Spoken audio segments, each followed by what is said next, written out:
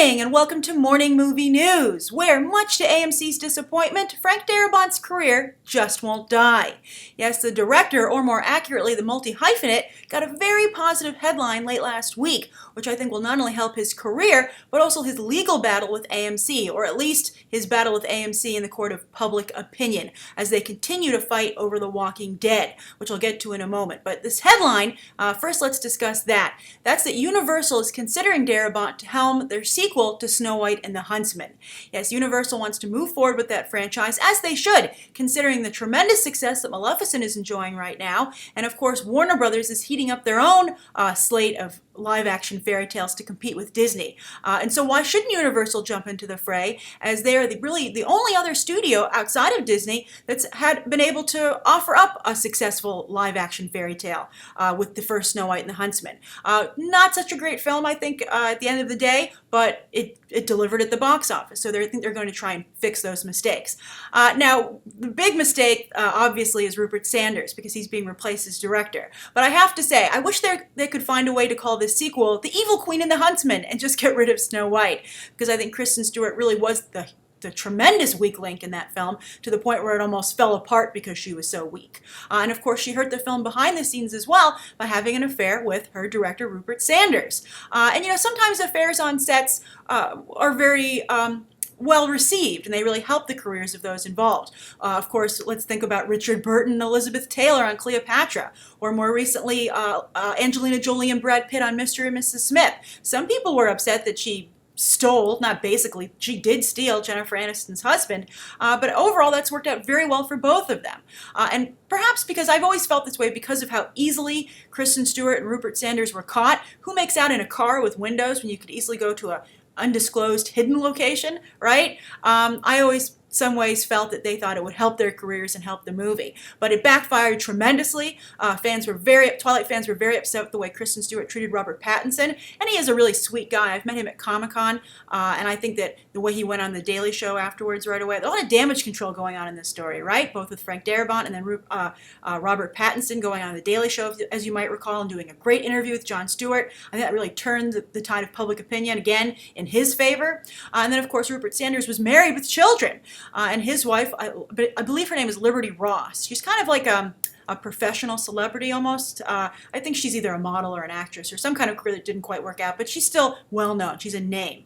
But things turned out great for her. She ended up hooking up with the co-founder of Beats, with Dr. Dre. I think his name is Jimmy Iovine, I'm not quite sure. And now he is a billionaire thanks to that Apple deal. But anyway, back to the Snow White and the Huntsman. So they want to move forward with it. They're going to overcome the kind of behind-the-scenes drama that ended up overshadowing the picture.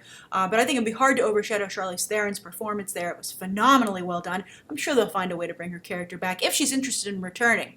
But I think that Frank Darabont is a great choice. Let's talk about what this means for him. Because I think Universal, obviously this is a great idea if they can make it work. Great name recognition. The Walking Dead is a cultural phenomenon. Now, creatively, let's talk about what this does for Frank Darabont's career. I think that this is a fantastic choice for him. It gets him back on the big screen. Of course, he went to the small screen because his movie career wasn't going so well. And then after he was kicked off The Walking Dead, he did the miniseries Mob City, which I actually think was pretty good. It wasn't great. It was definitely made for TV. It wasn't one of those television projects that transcends the small screen. It belonged there, but it was not horrible, but it wasn't the success that I think Frank Darabont and I believe TNT would have liked to have seen, and certainly not something that was on par with The Walking Dead. So this is a great return for him, and I think it shows that his career has not been forever taken off track from The Walking Dead, that he'll never recover from that embarrassment of being kicked off the show he started. So I think for his career, it's great. Also, I think he's a great choice because he's so good at dark elements and also an epic quality. You know, The Green Mile, of course, Shawshank Redemption. Those are the films that originally made him famous, mostly just the Shawshank Redemption. But I think that Frank Darabont really knows how to make something look epic, and I think that's something that Snow White and the Huntsman could really use. The first film certainly had a lot of grandeur, but it felt not pulled together, not complete. So I think Frank Darabont is a master storyteller, obviously, as well, and could be a very compelling choice. We'll see how he deals with the fantasy elements, but if you get him a great production designer, I'm sure he can pull this together. Now let's talk about what it means for his battle with The Walking Dead. Now, as I'm sure you've seen in the headlines, because this is a major deal both in the industry trades and even out because The Walking Dead is such a popular show, Frank Darabont and his representation at CAA are suing AMC over unpaid fees on The Walking Dead and other aspects that they feel they're owed from the show. And it's become quite bitter, and it's being fought out in the open. Usually these legal problems are solved behind the scenes because this kind of publicity never is helpful to anyone involved. But it's not going away, and it's becoming even more contentious. Now, I think the reason this is good is because it always helps AMC to be like, Frank Darabont didn't make The Walking Dead. The Walking Dead made Frank Darabont. The show has succeeded without him. It's doing very well in the ratings still. And so Frank Darabont has no creative claim to that property. He just lucked out, and he's the one that ended up bringing this to us. But it would have been a success no matter who was at the helm. So I think that's, of course, the take that AMC would like to not only have in court, but also with the fans. But if Frank Darabont lands a gig like Snow White and the Huntsman and delivers, it shows that he does bring something to the table. He becomes not just, a faded, has-been who wants some money because there's no other money in his future. It just makes Frank Darabont seem like a much more legitimate wronged party. So I think this is a very exciting development for Frank Darabont, and I'm sure AMC would have preferred it had not happened. But I'm curious to what you think. Is Frank Darabont coming on board the Snow White and the Huntsman, series enough to get your interest back? Or if Kristen Stewart is still involved, no sale. And also, do you think that this does have an effect on Frank Darabont's standing in the whole Walking Dead, Frank Darabont, CAA versus AMC Walking Dead legal battle that's been going on? I'm just curious to how you guys feel it's shaking up. All right, so the second story of the day. This is something I've wanted to talk about for a few days now. I've had a hard time fitting it in, but I'm just going to do it because I think it's an important, interesting story, and I like to try and get a global feel on this show as much as I can. And this involves a film out of India. This is a film called Kick. It might have come across your radar, but this is a phenomenally popular upcoming film that the trailer debuted June 15th, and so far it has 11 million views. That is really impressive for in such a short period of time, and way outperforms a number of American trailers. So that's how hotly anticipated this film is. I'm putting a link down below in the video description so that you can watch the trailer for this movie and tell me what you think of it. But I think that it benefits from some of the aspects that have helped the Raid franchise, particularly the Raid 2, and that's tremendous production values. I think when you really deliver with the production values, I think it's more compelling, not just to audiences of the home country, because look, you're turning out fair at the same level as Hollywood, at least production value, in terms of production values. But I think if you really want to reach other audiences, that also helps. So you'd say, well, this film looks very professional. It looks really great. There's explosions, and it's a superhero rocking the domino mask, by the way. That's a gutsy move. But I think that it's really important for any foreign film that wants to compete on a global scale to have very good production values. And this looks like it does. It also has global locations, a lot of the great hallmarks of a successful global film. Now, this film stars Salman Khan. It's a remake of a film from another region in India, apparently a different dialect. He's 48, so we have another older action star. It's not just happening here in the United States. Recently I did a video on older actors. For instance, Angelina Jolie, Robert Downey Jr., Johnny Depp. These are the big names. Liam Neeson bringing in audience on Tom Cruise. Really flying in the face of Hollywood's, stereotypical reasoning that younger actors are better. And, that doesn't seem to be the case even in Bollywood. So Salman Khan is the star. He's a legacy celebrity in Bollywood. His father is an actor and a screenwriter. There's a lot of apparently family legacies in Bollywood, but there are here in Hollywood as well. Often, children of famous individuals. It presents something of a hurdle to overcome because everyone thinks you're benefiting from nepotism, which you are, but the talent that can deliver and live up to their parents' legacies are always better for it. For instance, I think one name that comes to mind is Sofia Coppola. But anyway, the reason I brought this up, not only to broaden your horizons and to point out a film that's very popular in its native area in India and that's just burning up YouTube, and that's how vast YouTube is. This is pulling in 11 million views, and we are totally unaware of it over here in the West. I think that's fascinating. But I also brought it up because I was wondering, what would it take for you to see a movie like this in theaters or at least on demand or streaming? Does it need to just be readily accessible? Do they need to have more Western style of filmmaking, storytelling? For instance, you can see they've even managed to work a dance number in here. like, what is keeping you from watching these kind of foreign films? Because, of course, the world over, they watch our movies, but it continues to be difficult for foreign films to catch on here. The Raid and The Raid 2 did to some degree, but that's because, they're action films. They have a lot of fighting. Martial arts films classically have been able to translate. So I'm wondering, what would it get for you to watch an Indian superhero movie?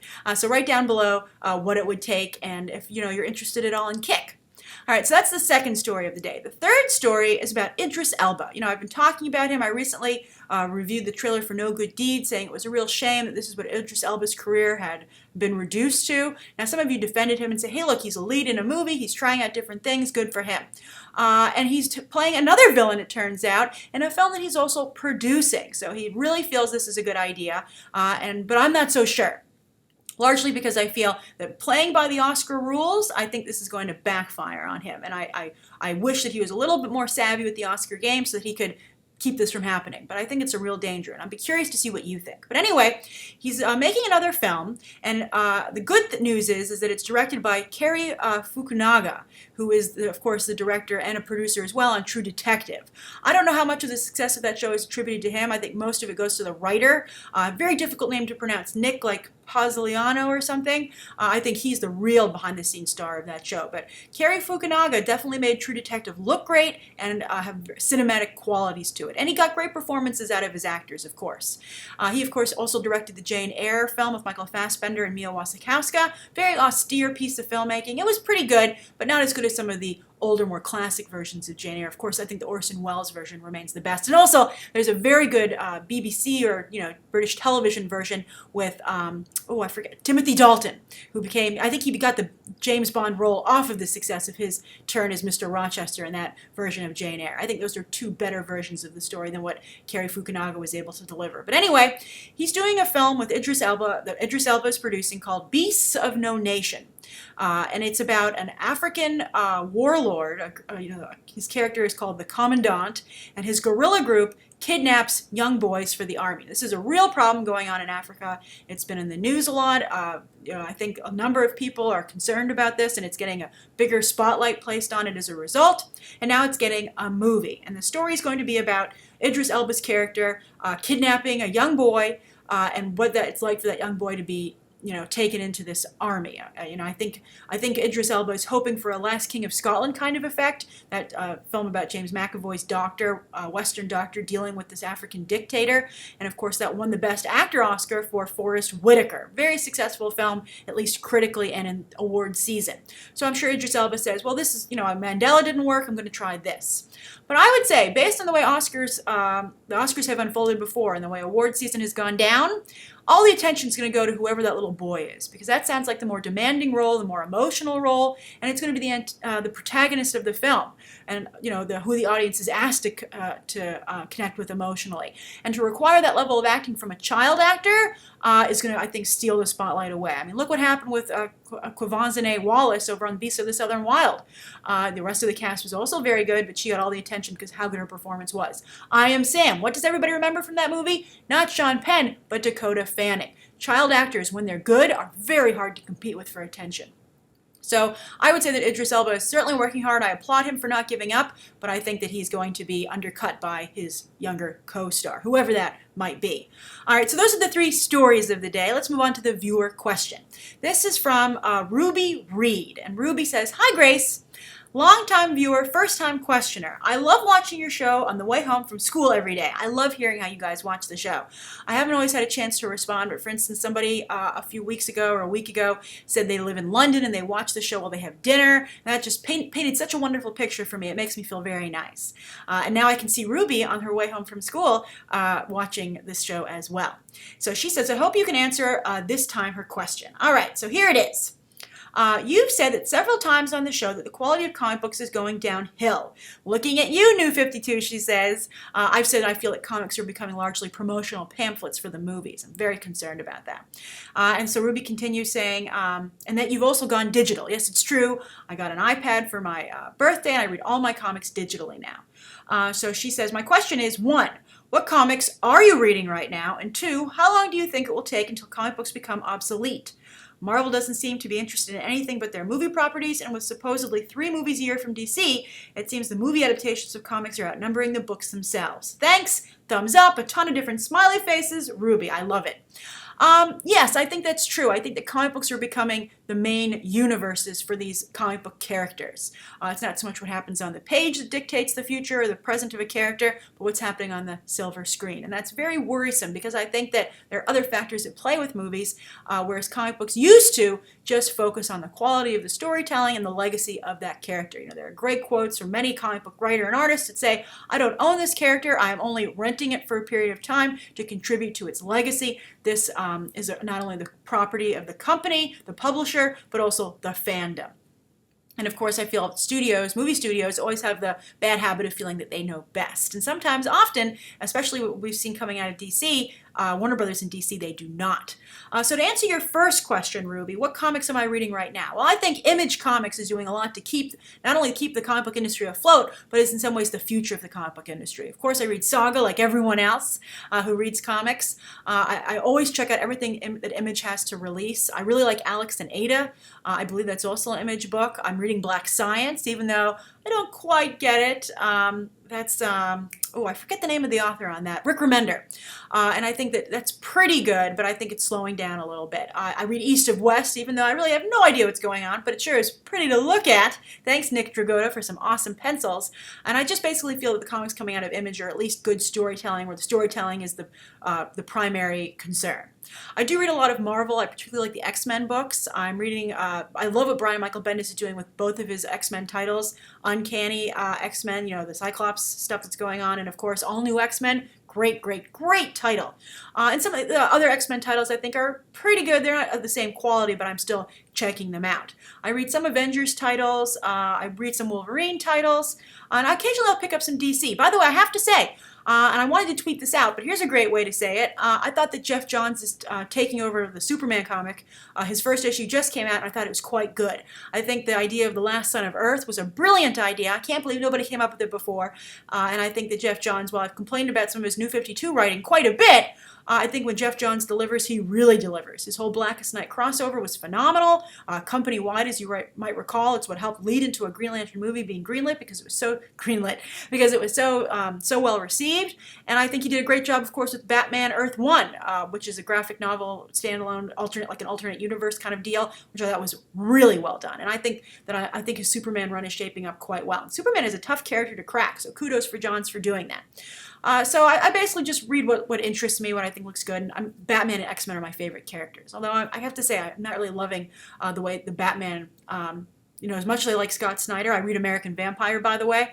I love that title, but I feel that the current Batman title has really lost its way. And I'm very against redefining Batman Year One. I'm like, why would you redefine Batman Year One?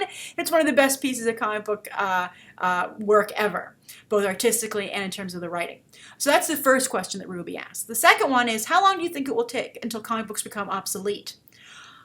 There's always, ebbs and flows, and there's a pendulum effect. I think that comic books hopefully will realize that, Marvel and DC will realize that the comic books really do contribute to the success of the movies. But I think that what's going to happen is that comics are going to start moving into the independent area. I think Image Comics is going to continue to do very well. And I think, for instance, there was a rumor, at least recently, that Karen Berger, the former head of Vertigo, which did some phenomenal projects, some phenomenal work, is going to be starting her own imprint as well. And I think you can look for some really great material to come out of that. And of course, those projects do jump to the big screen and the small screen. The Walking Dead, of course, is an Image comic, really helped make that company flush with cash, which I think is contributing to why you're seeing so many books coming from them now. Walking Dead put them in a great position, and it's so refreshing that they use that influx of cash proactively and positively to put it towards the company and to build it into something even more. So I think that that's where you're going to see comics shift. I think comic books aren't going to go away as a form of storytelling, especially because the movies are so popular. But I think that Marvel and DC are going to lose more of their grip on the market and will no longer be just the big two. Boom Studios, for instance, where my Superbia comic was published, is also getting a lot of attention for their work. And I think that it's going to become a little bit, I think, like television, whereas the networks have faded away, and I think that cable television, which takes more risks, has come to the forefront. And I think you're going to see the same thing happen in comics, where the smaller publishers are going to come to the forefront of the attention. And I think digital actually helps that because it's easier to find their books. They don't have to get past the lack of product placement. In comic book stores, the big two take up the most space, and they're right in the front.